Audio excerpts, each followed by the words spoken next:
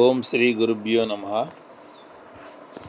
ఆధ్యాత్మిక కథలు, మంచి చెడు గురించి భక్తి కథలు తెలుసుకుందామండి. ఈరోజు కాలక్షేపం. బ్రతుకు పోరాటంలో అనుక్షణం మనిషి తీరిక లేకుండా కాలాన్ని అమిత వేగంగా గడిపేస్తున్నాడు. ఏదో ఒక సమయంలో, ఏదో ఒక సందర్భంలో ఏ పని లేకుండా కాలాన్ని గడపవలసిన పరిస్థితి ఏర్పడుతుంది. అలాంటి సమయాల్లో గడవని కాలాన్ని గడిపేందుకు ఎన్నుకునే మానసిక వినోదమే కాలక్షేపం. కాలక్షేపాలు రెండు విధాలు: శరీరానికి మనసుకు హితాన్ని చేకూర్చేవి. ఒకటో రకము శరీరాన్ని మనసును పాడు చేసేవి. రెండో రకము శ్రేష్ఠత న్యూనతల్లోనూ ఈ రెండింటి సంఖ్యలు సరిపోతాయి. మనిషి సహజ స్వభావాన్ని బట్టి ఎవరి సంస్కారాన్ని అనుసరించి వారు ఆయా రకాల కాలక్షేపాలను ఎన్నుకుంటారు. యద్భావం తద్భవతి అన్నట్లు ఎవరు ఎలాంటిది ఎన్నుకుంటే అలాంటి ఫలితమే వారికి లభిస్తుంది. కాలక్షేపాన్ని ఎన్నుకోవడంలోనూ సహజ స్వభావము ప్రముఖ పాత్ర వహిస్తుంది. అందుకే కాకి పద్మవనంలో నివసించడానికి ఇష్టపడదని, హంస బావిలో విహరించడానికి ఒప్పుకోదని, మూర్ఖుడు విద్వాంసుల మధ్యలో ఉండటానికి అంగీకరించడని, సేవకుడు సింహాసనంపై కూర్చోవడానికి ప్రయత్నించడని, చెడు మార్గాన్ని అనుసరించిన స్త్రీ సజ్జనుడితో జీవించడానికి ఇష్టపడదని, ఇవన్నీ వారి సహజ స్వభావం వల్లనే కలిగిన లక్షణాలే అని ఒక ప్రాచీన సూక్తి చెబుతుంది. సత్కాలక్షేపాన్ని గురించి వర్ణించని వాంగ్మయం లేదు. సంసారం అనేది ఒక విషవృక్షం లాంటిదని, అయినా దానికి రెండు అమృత ఫలాలున్నాయని, ఒక ఫలం పేరు సుభాషిత రసస్వాదమని, రెండో ఫలం పేరు సజ్జన సాంగత్యమని పంచతంత్రం చెబుతుంది. మంచి మాటల్ని వింటూ ఉండడము, మంచి వాళ్ళతో స్నేహం చేయడము అనేవి సత్కాలక్షేపాలని అర్థం. అందుకే బుద్ధిమంతులైన వాళ్ళు కావ్య శాస్త్ర వినోదాలతో కాలాన్ని గడుపుతూ ఉంటే, మూర్ఖులు మాత్రం చెడు అలవాట్లతోనూ, నిద్రతోనూ, ఇతరులతో పోటాడటంతోనూ కాలాన్ని గడుపుతారని ఒక నీతి శ్లోకం చెబుతుంది. సత్కాలక్షేపం చేయాలంటే సజ్జనులతో సాంగత్యం చేయాలి, వారితో సంభాషించాలి, వారిని తాము నివసించే చోటికి ఆహ్వానించాలి, వారికి ప్రీతిని కలిగించాలి.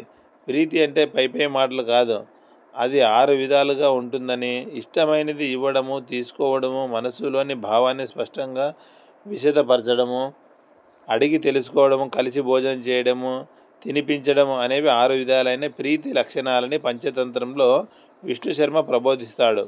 ఆపదలో తప్ప సత్కాలక్షేపాన్ని గురించి స్మరించకపోవడము మానవ స్వభావము. మహాభారతంలో పరీక్షిత్తు శృంగి శాపంతో ఆసన్న మరణమైనప్పుడు మహాభాగవత స్కందాలను వినాలని ఇష్టపడటం ఇందుకు ఉదాహరణ. అందుకే కేవలం ఆపదలు సంభవించినప్పుడే కాకుండా సుఖ సంతోషాలతో తొలుతొగే సమయంలోనూ సత్కాలక్షేపమే శ్రేయోదాయకమని శ్రీ శంకర భగవత్పాదులు అంటారు. ఆయన చెప్పిన భజగోవిందం బోధ సుప్రసిద్ధం. దానికి, ఓ మూఢుడా, నీవు ఎల్లవేళలోనూ గోవిందనామాన్ని జపించు. భజగోవిందం భజగోవిందం గోవిందం భజ గోవిందం. నీవు పోయే కాలం వస్తే నీ శాస్త్ర పాండిత్యం నిన్ను రక్షించలేదు కనుక ఇప్పుడే మేలుకో అని అర్థం. సత్కాలక్షేపం అంటే మంచి పనులతో కాలం గడపడం. దాన్ని మనం నిత్య జీవితంలో ఎన్నో విధాలుగా మలుచుకోవచ్చు. దీనావస్థలో ఉన్న వారిని ఆదుకోవడము, ఇతరుల అభివృద్ధికి అవసరమైన తోడ్పాటును అందించడము, ఆత్మోన్నతి కోసం ప్రయత్నించడము, అందరి మేలును కోరడము, ఇవన్నీ ఆ కోవకే చెందుతాయి. అందువల్ల విశ్వశ్రేయం కోసం సత్కాలక్షేపం చేస్తూ తృప్తిగా జీవించాలని కోరుకుందాం. ఇంకో కథ చదువుదామండి. ఇంకో కథ విందాము. స్వర్గానికి చిరునామా. సంతోషం సగం బలం, మిగతా సగం బలం సత్సంకల్పం. దేవుడా, నన్నెప్పుడు సత్సంకల్పాలతో సంతోషంగా ఉండేలా ఆశీర్వదించమంటూ ప్రార్థించిన కనిపించిన ఆ దేవుడు పట్టించుకుంటాడా? నిష్కామమైన భక్తి పట్ల మాటలలా ఉన్న దేవుడి పట్ల సామాన్య భక్తుల అనుమానాలు, భక్తుల పట్ల ఆ సర్వంతర్యామి అనుమానాలు ఎదురెదురుగా ప్రయాణిస్తుంటే నిత్య జీవితంలో బలం కన్నా బలహీనతే బలపడుతుందనడంలో సందేహం లేదు. మన సంతోషాలు, మన సంకల్పాలు, తద్వారా చేకూరే బలము మాటలా ఉన్నా మన చర్యల వల్ల ఎదుటివారి సంతోషాలకు, సంకల్పాలకు అవరోధంగా ఉండటము ఎంతమాత్రం మంచిది కాదు. మన మాటలు, చేతులు పరులకు ఎంతో సంతోషాన్ని ఇవ్వలేకపోయినా విచారం కలిగించకూడదు. మంచిని పెంచడం, మంచిని పంచడం దినచర్యగా పెట్టుకున్న వారిని ఎవరెంత అసూయతో, ద్వేషంతో ఊగిపోయినా చేయగలిగేదేముంటుంది? అనుక్షణ అనుమానాల్లో మునిగి తేలుతూ తమ లోపాలను గుర్తించక లోకం నమ్మదగిన కాదని నమ్మదగినది కాదని తీర్మానించే వారిని ఎవరు మాత్రం ఎంతవరకు సుఖంగా ఉంచగలరు? ఎవరు మాత్రం సంతోషాన్ని అందించగలరు? స్వర్గమైన, నరకమైన, మరణానంతర విషయాల్ని జీవితకాలంలో పుణ్యం చేస్తే స్వర్గం ప్రాప్తిస్తుందని, పాపం చేస్తే నరకం తప్పదని సామాన్యులు సైతం తరచు చెప్పుకుంటూ ఉంటారు. అంతే తప్ప జీవితకాలంలోనే స్వర్గమైన, నరకమైన అనుభవం అవుతాయని అంగీకరించకపోతున్నారు. వస్తు వ్యామోహాలకు లొంగినంత కాలము, ప్రాపంచిక విషయాల పట్ల ఆసక్తిని వీడనంత వరకు ఎవరెన్ని మందిరాలు దర్శించినా, ప్రార్థనా స్థలాల్లో ఎంత సమయం వెచ్చించినా మనసంతా సంతోషంతో నిండిపోతుందని కానీ, మనుగడ ముక్తితో పండిపోతుందని కానీ చెప్పలేం. మనసు మంచిదైతే మనోహరం ఈ లోకం, పలకరింపు బాగుంటే మధురం ఈ జీవితం. ఆరోగ్యకరమైన అలవాట్లు జీవన విధానంలో చోటు చేసుకుంటే ప్రతి క్షణము స్వర్గం మనతో సహజీవనం చేస్తున్నట్లే అనిపిస్తుంది. అంతేకాదు, మనల్ని చూసే వారందరూ మనలో వారి ప్రతిబింబాలనే చూసుకోగలుగుతారు. మన కళ్ళలో మెరుపుల్ని వారి చూపులుగా, మన నోట ప్రతిధ్వనించే మాటల్ని సైతం వారి మాటలుగా గ్రహించగలుగుతారు. తద్వారా వారు పొందే సంతోషం ఎవరు మాత్రం మాటల్లో వివరించగలరు? ఒకరు ఇంకొకరు మరొకరితో మనసు విప్పి ఉండగలిగితే కలిగే సంతోషం ముందు సమస్యలు, సర్దుబాట్లు మరీ చిన్నవైపోవు.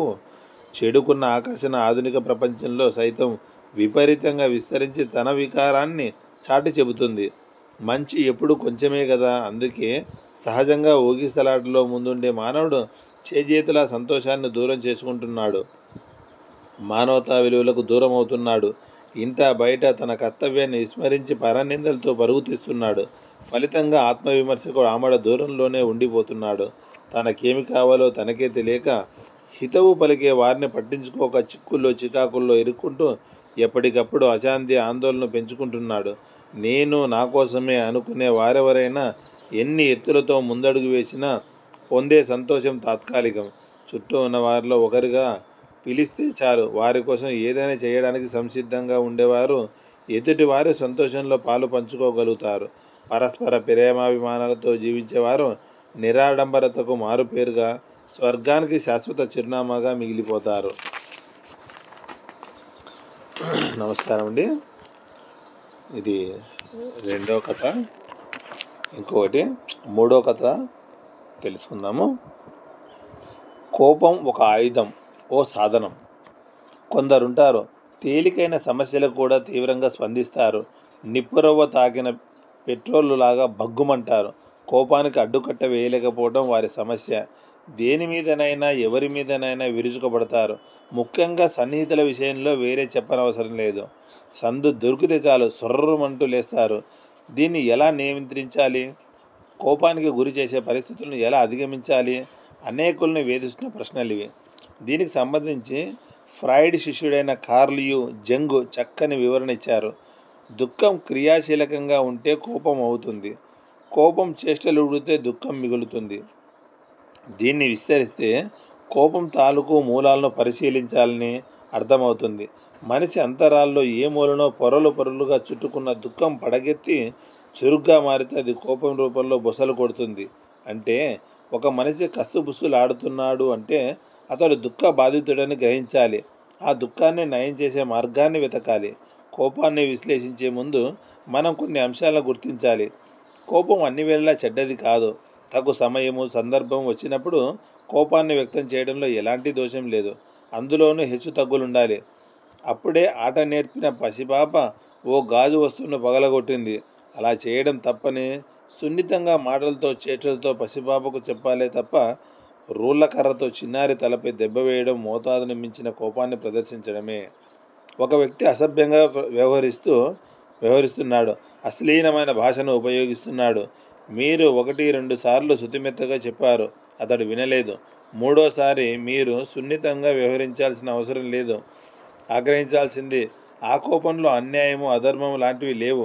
అప్పుడు మీ మాటల్లో కాఠిన్యత లేకపోయినా సరైన మోతాదు పడలేదన్న మాటే. అలాంటి కోపాన్ని అణచివేతకు గురైన కోపంగా పరిగణించాలి. అది లోపల కుతూకుతలాడుతూ మరో సందర్భంలో మరో వ్యక్తి మీద ప్రదర్శితమవుతుంది.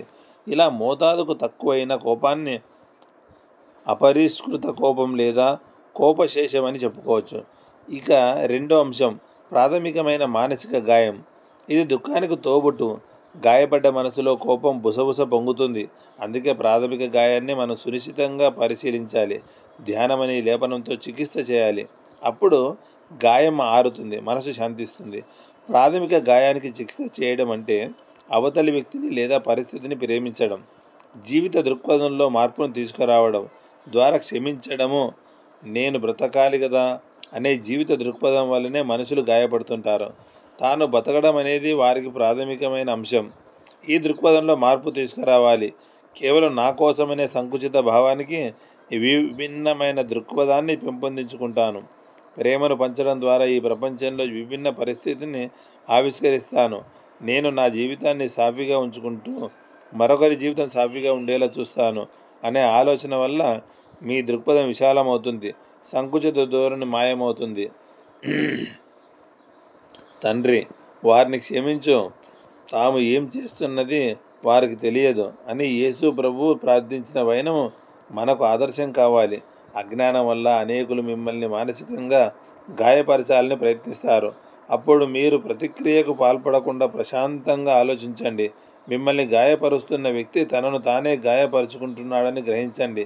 దీనికి ధ్యానమే ఉత్తమ ఔషధం. ప్రేమ, క్షమ ఈ రెండు గాయం నుంచి మిమ్మల్ని రక్షించే కవచాలు. ఓం శ్రీ గురుభ్యో నమః. సోహం.